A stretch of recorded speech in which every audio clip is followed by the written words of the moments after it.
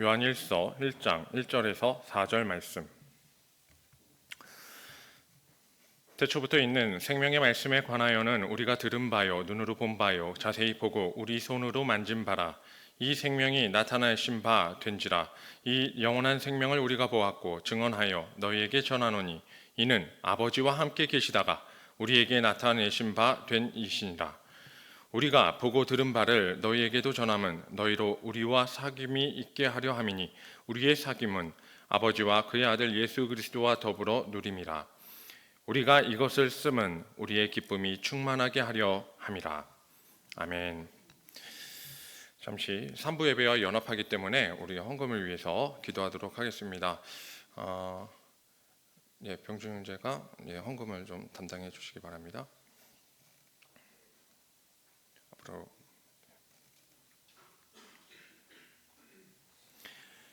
기도하겠습니다. 좋으신 하나님 아버지 감사합니다. 주님 나라를 바라보며 이 연말 아버지 하나님 마지막 날을 주님께 예배드립니다. 이 오후의 시간을 통하여 아버지 하나님의 말씀을 듣고 우리가 온전히 섬길 때에 주님께서 세우시는 다음 세대의 비전을 보게 하여 주시고 아버지 하나님의 뜻대로 섬김과 순종을 배워 믿음의 좋은 모델이 될 수 있도록 도와주시옵소서. 예수님께서 우리와 함께 하시기에 우리가 그 예수님 그 사랑에 응답하며 반응하며 빈손이 아니라 주님께 귀한 예물을 들고 왔으니 주님 앞에 온전히 상달되게 하시고 하나님 나라를 위하여 귀하게 쓰임받도록 인도하여 주시옵소서. 오늘 예배의 시종을 주님께 맡깁니다. 우리를 구원하신 예수님의 이름으로 기도드립니다. 아멘.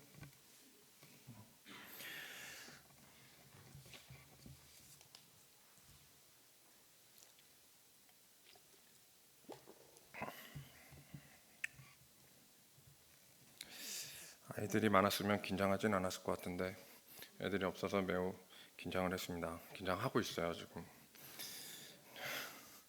그래도 교육 디렉터인데. 질문 하나 하겠습니다. 여러분 예수님 믿으십니까? 이 질문에 되게 쉽게 대답을 하시는군요. 예수님께서 나의 구주시고 날 위해 이 땅에 오셨고 그리고 십자가를 대속하셔서 사망 권세 이기시고 다시 사신 것, 그리고 부활 승천하셔서 반드시 이 만왕의 왕으로 오실 것을 믿으십니까? 신앙 고백할 줄 안다면 아마 다 알 거라고 생각을 합니다. 왜 이런 질문 하나 싶기도 하죠. 수료라서 지금 이런 질문을 하는 거예요. 한번 다시 묻겠습니다. 그러면 이 질문의 답을 정확히 하셔야 합니다. 여러분 예수님과 친하십니까? 친하세요? 친하시군요.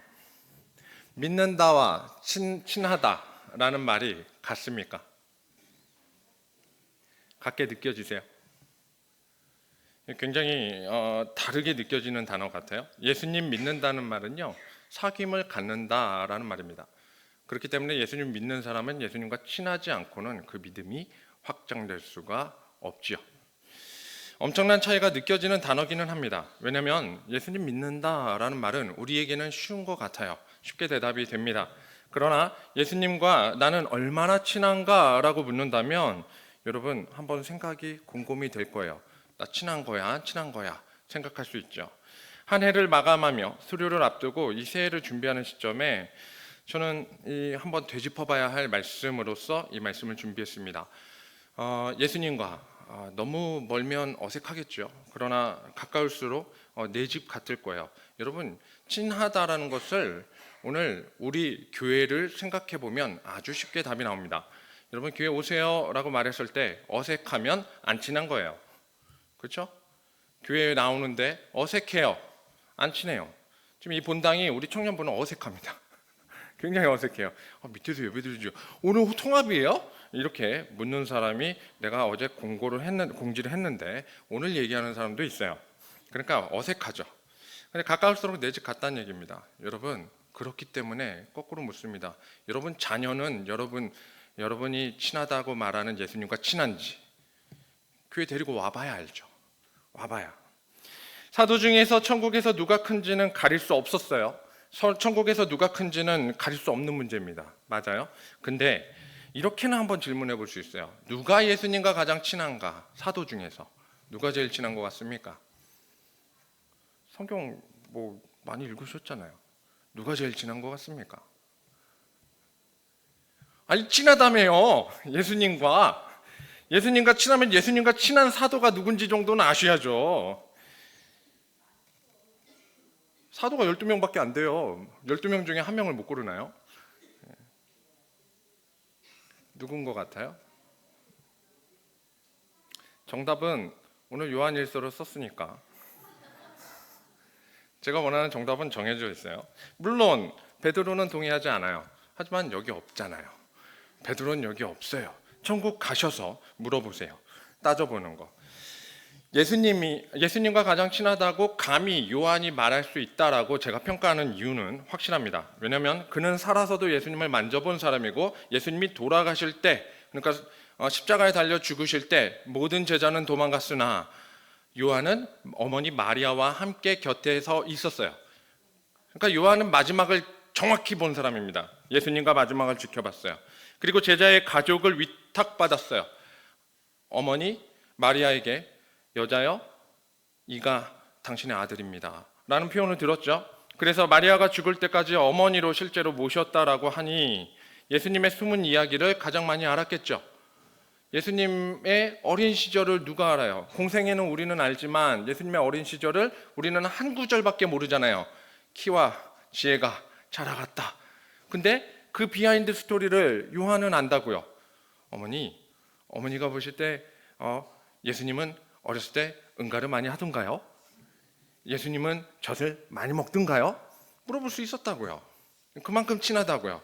굉장히 친했죠. 아마 그럴 것 같아요. 요한일서는 세상을 향해서 그리스도인이 어떻게 살아가야 하는지 적어놓은 서신이라고 합니다. 그렇게 말을 하죠. 근데 그 가장 큰 이유 중에 하나는 이 사도 요한이 볼 때 이 세상은 막막합니다. 여전히 어둠이고, 그리고 12사도가 다 죽어가고 있었어요. 자기 주변에 함께 제자였던 사람들은 모두 죽었어요. 사랑의 사도라고 말하지만 하지만 사랑을 외치기는 쉽지 않은 현실을 맞이했죠. 그렇기 때문에 더더욱 이 세상을 변화시켜야 할 책임을 사실 느꼈을 거예요. 그러나 스스로는 변화시킬 수 없다는 것도 잘 알고 있습니다. 요한일서를 통해서 혹은 요한계시록의 이야기를 통해서 우리가 이 모든 것이 세상을 바꿔야 될 책임이 우리한테 있습니다라고 가르친 적은 없습니다. 요한은요, 딱 하나 이야기해요. 이 어두움 가득한 세상에서 빛이 되시는 하나님을 어떻게 섬겨야 하는가? 나는 예수님과 어떻게 친하게 지내야 하는가? 이 이야기예요. 예수님을 믿기는 믿되 친밀함과 아님의 차이는 매우 크다라는 이야기를 하고 있는 것입니다. 여러분이 잘 알고 있는 이 5만 번의 기도의 응답을 받았던 조지 밀러 목사님이 계세요. 이 목사님은 굉장히 여러분 다 아시죠? 너무 유명해요. 이 목사님은 실제로 수만 명의 고아를 돌보았습니다. 한 번 만날 때 2,000명씩 만났어요. 그러니 한 번 이 밥을 대접하고 애들을 볼 때 2,000명을 직접 신방했을 정도니, 그러니 평생 얼마나 많이 받겠습니까? 혹자는 숫자를 세어보니 15만 명은 되더라 라고까지 말해요. 그렇게 대단한 인물입니다. 근데 이 조지 밀러 목사님이 고아를 섬기는데 한 선교단체에서 우리가 당신을 돕고 싶은데 목사님에게 와서 물어봐요. 필요한 것이 있으면 다 말해주세요. 우리가 다 돕겠습니다. 얘기를 합니다. 그랬더니 조지 밀러 목사님이 이렇게 대답했다고 해요. 그것을 왜 내게 묻습니까? 하나님께 물으셔야죠. 나는 필요한 것을 하나님께만 구했으니 당신들도 하나님께 기도하고 응답받아서 먹여 살린다. 그리고 하나님이 말씀하시는 것, 그것을 도우면 됩니다 라고 대답을 했어요. 하나님의 응답을 구하지 않으면 답이 없다라는 얘기죠. 대다수 조지 밀러 목사님은 기도하고 응답받아서 내가 고아를 섬기리라 라고 했던 결단이 있다고 한다면, 대다수는 무엇을 도와야 할지 모르고 하나님의 응답을 물어보지도 않고 그냥 선의의 마음으로 옵니다. 그리고 그렇게 사역을 하지요. 이 차이가 왜 중요하냐면, 여러분, 봉사와 섬김의 동기는 하나님으로부터 비롯되어야 돼요. 예수님과의 친밀함 속에서 그 신앙이 유지가 돼야지, 내가 예수님을 믿기 때문에 사역을 어거지로 한다면 그건 굉장히 힘든 겁니다. 얼마든지 변질될 수 있어요. 동기가 하나님으로부터 오지 않으면, 당신이 필요했기 때문에, 당신이 요구했기 때문에 그렇게 섬겼다라고 말하지 마십시오. 사람의 사역에 있어서 일꾼이 없기 때문에 내가 이 자리까지 섬겼습니다 라고 말하지 마십시오. 그것은 목회자가 설득해야 하는 일일 것이고, 그리고 주변에서 계속 떠밀어야 마지못하게 하는 일일 것입니다. 그건 하나님으로부터 온 동기가 결코 아니에요. 그것이야말로 분쟁의 원인이 되기 쉽습니다. 그리고 자기 식대로 섬김에 그치고 말 것입니다. 요한은요, 예수님과의 사귐에 대해서 이렇게 말문을 엽니다. 1절이에요. 태초부터 있는 생명의 말씀에 관하여는 우리가 들은 바요, 눈으로 본 바요, 자세히 보고 우리 손으로 만진 바라. 듣고 보고 자세히 보다, 관찰하고 만졌다라는 얘기죠. 이건 거의 탐구 생활 영역이에요. 그러니까 일주일 내내 연구한 거예요. 예수님을 보고 듣고 관찰했어요. 계속 본 겁니다. 계속 예수님, 돌아서서 조금 있으면 다시 예수님, 돌아서서 조금 일하다 말고 다시 예수님, 돌아온 거예요. 근데 여기 중요한 표현이 있어요. 혼자만 그런 게 아니라는 거예요. 우리라는 단어가 있어요. 우리가 들은 바, 눈으로 본 바, 자세히 보고 우리의 손으로 만진 바다. 혼자만 그렇게 살았다라고 내가 제일 친하지라고 자랑하는 게 아니고 뭐라고 얘기하나? 여러분도 이 우리 안에 들어가야 한다라는 얘기하는 거예요. 여러분도 주님과의 사귐이 있어야 됩니다. 주님을 이만한 사귐이 있습니까? 예수님 믿는 사람의 유형은 정말 많아요. 성경도 안 믿으면서 예수님은 믿는데요. 그리고 예수님이 머리가 된 교회에 나오지도 않으면서 그러면서 내 종교는 기독교예요. 너무나 당당해요. 어떤 사람은 예수님이 어디 계시는지 궁금하지도 않아요. 근데 난 예수님이 안 돼요. 예수님은 아는데 예수님 어디 계신지 몰라요. 그냥 아는 거예요. 거꾸로 성경은 아는 사람이 있어요. 말씀도 잘 듣는 사람이 있어요. 근데 사람과 사귐이 없어요. 말씀도 잘 듣고 성경도 잘 읽고 그러나 사람과는 사귀지 않아요. 그러면서 예수님이 뭘 원하시는지 안 돼요. 서로 사랑하라고 말씀하신 예수님인데 그 말씀은 어디로 가는지 모르겠어요. 그리고 사랑하지도 않으면서 십자가 복음에 대해서는 논하고 있어요. 십자가는 처음부터 끝까지 사랑으로 이루어진 사역인데 근데 그걸 논해요. 사랑하지도 않으면서. 하나님은 세상을 사랑해서 예수님을 이 땅에 보내셨는데 본인은 세상을 사랑하지도 않아요. 근데 예수님 믿는데요. 여기서 말하는 세상은 하나님이 지으신 만물과 그 안에 사귐이 있는 성도들 전체를 말합니다. 만들면서 하나님께서 인간을 만들기에 앞서서 이 땅을 이렇게 말씀으로 지으셨잖아요. 지으실 때 무슨 생각을 하셨을까요? 이 땅에 살 인간들을 생각했을 거예요. 이 땅에 사는 이 인간들을 생각하며 얘기하죠. 토, 너무 좋다. 얼마나 좋아하셨을까요? 그리고 인간을 손수 흙으로 빚어요. 그리고 그 인간들과 사귈 생각을 하니 너무나 좋아요. 내가 여기에 생명을 불어넣으면 얘네들이 살아나서 너무나 행복하게 나와 함께 사랑을 나누겠지 이야기했을 거예요. 얼마나 기뻐하셨을까요? 그리고 아담이 탄생하고 하와가 만들어졌을 때 이 연합에 있어 가장 아름다운 본이 되었을 거예요. 이것을 모르면서 예수님을 믿는다라고 말할 수 있냐 이겁니다. 요한복음 17장 3절인데요. 요한복음 17장 3절. 영생은 곧 유일하신 참 하나님과 그가 보내신 자 예수 그리스도를 아는 것이니이다. 영생은 유일하신 참 하나님과 그가 보내신 자 예수님을 아는 거예요. 예수님을 안다. 이것은 기노스코라는 단어인데 이게 구약에서 야다라는 단어랑 동일해요. 이 야다라는 단어는 관계하다라는 뜻도 있지만 정확히 말하면 사귐이에요. 그러니까 경험적 인지를 뜻하는 단어입니다. 여기서 안다는 말은 경험적으로 아는 걸 얘기해요. 인격적인 사귐 그리고 이해가 있어야 한다라는 것이죠. 그러니까 그리스도를 안다라고 말할 때 내가 그리스도를 믿는다라고 말할 때 그 믿음 안에는 주님을 아는 알미 있어야 하는데 이 알은 처음부터 끝까지 인격적인 이해 그리고 인격적인 만남과 사귐이 지속되어야 합니다. 신앙의 기본은 너무나도 확실합니다. 오늘 본문이죠. 3절입니다. 우리가 보고 들은 바를 너희에게도 전함은 너희로 우리와 사귐이 있게 하려 함이니 우리의 사귐은 아버지와 그의 아들 예수 그리스도와 더불어 누림이라. 예수 그리스도와 더불어 사귐이 있어야 된다라는 게 모든 관계에 있어서 해야 되는 거예요. 이게 관계의 회복입니다. 예수님과 함께하지 않는 이 관계의 불화, 이것은 분쟁으로 얼마나 많이 이루어져요. 예수님이 함께하지 않았을 때 같은 성도여도 헐뜯는 게 다반사예요. 너무나 많아요. 좋은 일 할 때는 하나 같은데 나쁜 짓을 하거나 혹은 나쁜 일들이 밝혀지게 되면 서로 헐뜯는 일이 많고 서로 비방하거나 아니면 소송도 불사하게 되죠. 세상은요, 이러한 모습으로 계속 흘러갈 거예요. 예수님이 없는 모습, 예수님과 친하지 않은데 친한 척하는 사람들로 인하여 어지럽게 되는 경우도 있을 거예요. 결국 이 세상은 우리가 변혁할 대상이 아닙니다. 세상은 악한 자들에 의해서 헛된 우상에 빠져서 이 어둠이 득세한 것처럼 보이게 될 거예요. 그런데 그곳에서 교회를 세웠단 말이에요.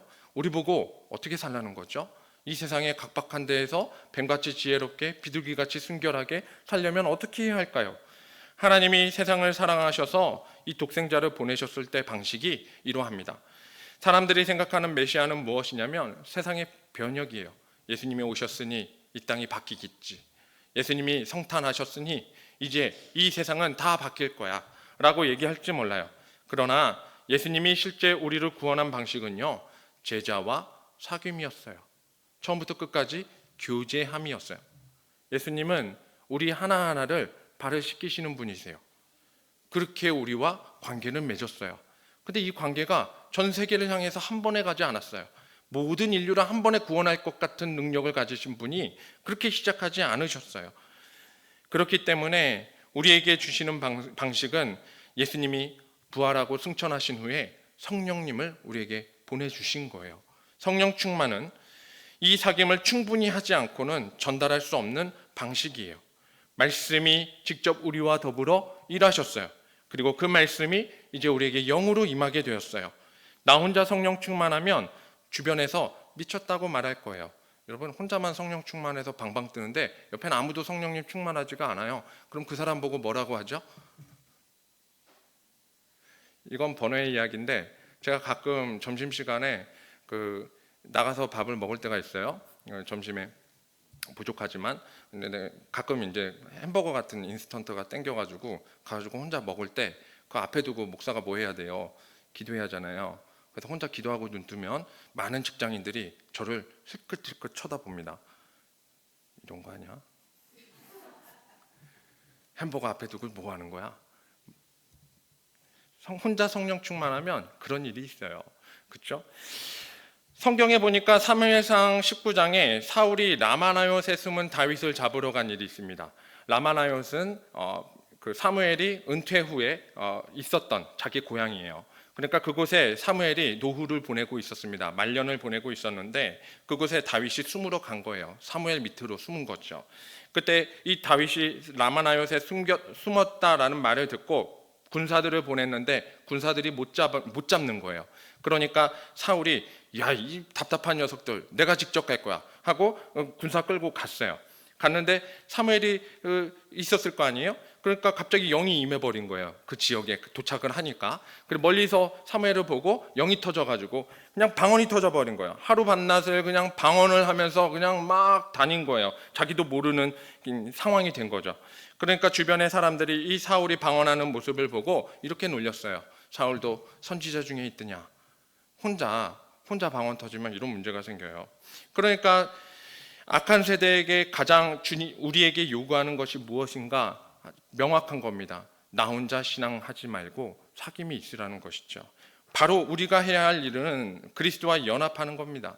예수님의 이름으로 사귐이 있어야 되는 거예요. 1절에 예수님을 생명의 말씀이라고 하는 이유는 분명합니다. 말씀을 통해서 예수님이 이 예수 그리스도를 우리에게 알려주시기 때문이죠. 말씀을 통해서 우리에게 이 땅에 오신 것을 깨닫게 하셨기 때문이에요. 예수님을 직접 만나고 싶으신가요? 그렇다면 교회로 오셔서 말씀을 보십시오. 그리고 그분으로 인해서 아버지께 기도할 수 있게 된 것을 느끼십시오.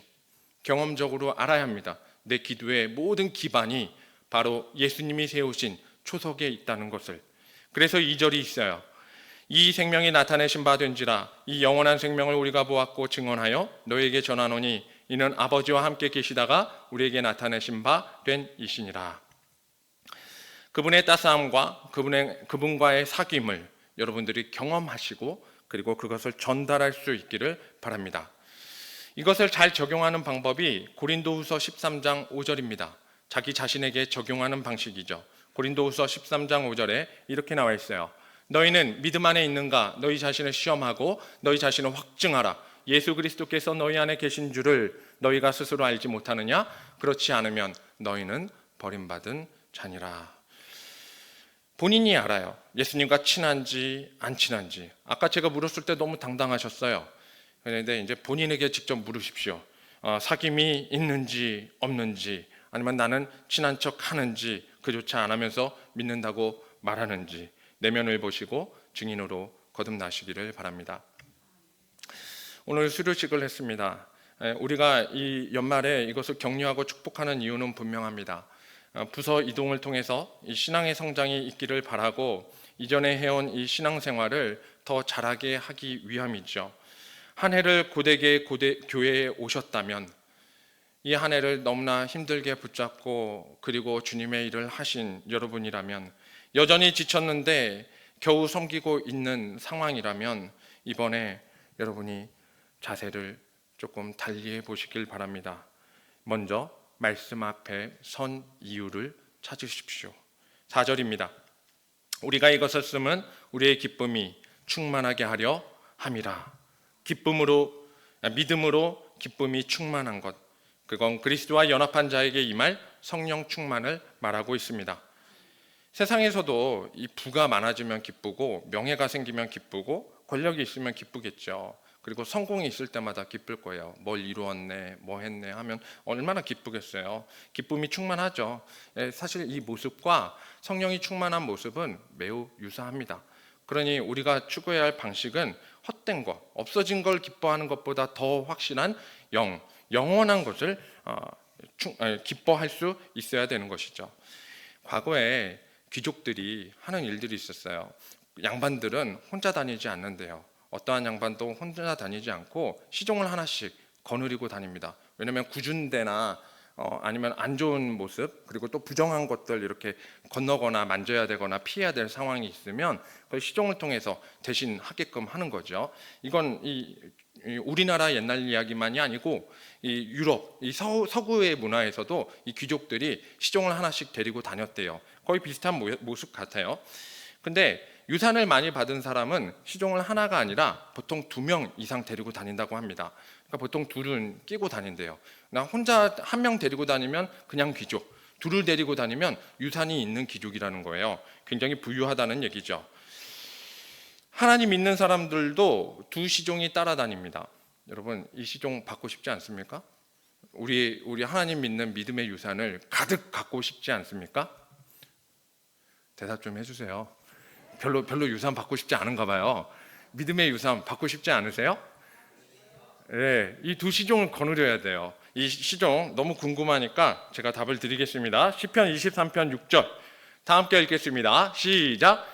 내 평생에 선하심과 인자하심이 반드시 나를 따르리니 내가 여호와의 집에 영원히 살리로다. 주님을 믿는 주님이 나의 목자가 되시면 우리에게는 2시종이 평생 따라다닐 거예요. 선하심과 인자하심이라는 최고의 시종입니다. 믿음의 유산을 많이 받은 사람이겠죠. 다윗과 같이 많이 받는 저희들이 되어야 하지 않겠습니까? 옆 사람을 보면서 이 표정을 지으세요. 나는 지금 선하심과 인자하심의 2시종을 거느린 자야 라는 표정을 지으시면서 이렇게 인사하겠습니다.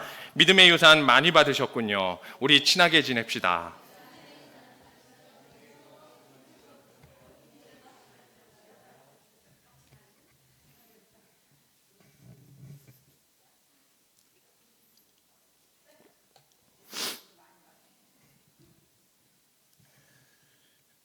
세상의 모든 유산보다 중요한 건 정말 믿음의 유산이에요. 그리고 그 유산을 자녀에게 남겨줄 수 있다면 인생 최고로 복받는 길입니다. 멋모르고 부모의 손을 따라서 지금껏 교회에 나온 우리 자녀들을 축복합니다.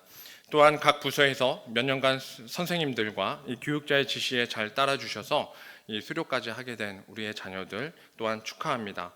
여기까지 섬긴 것, 올해의 마지막 주 이 자리까지 예배드리며 주님을 잘 믿은 것, 저와 여러분 모두 참 잘하셨습니다. 지금도 너무나 복된 시간이에요.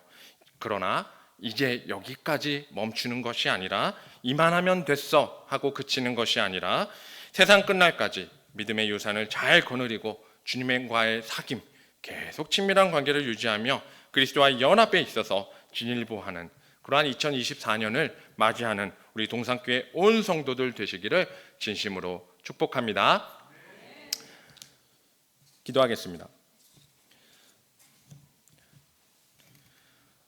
주님 감사합니다.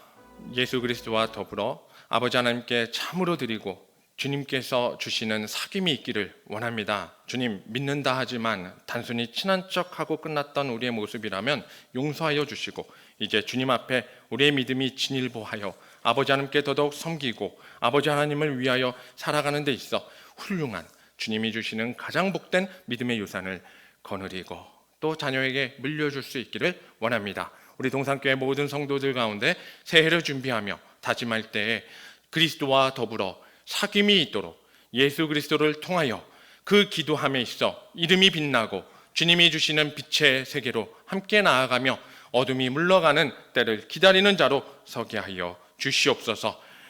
우리를 구원하신 예수님의 이름으로 기도드립니다. 찬송가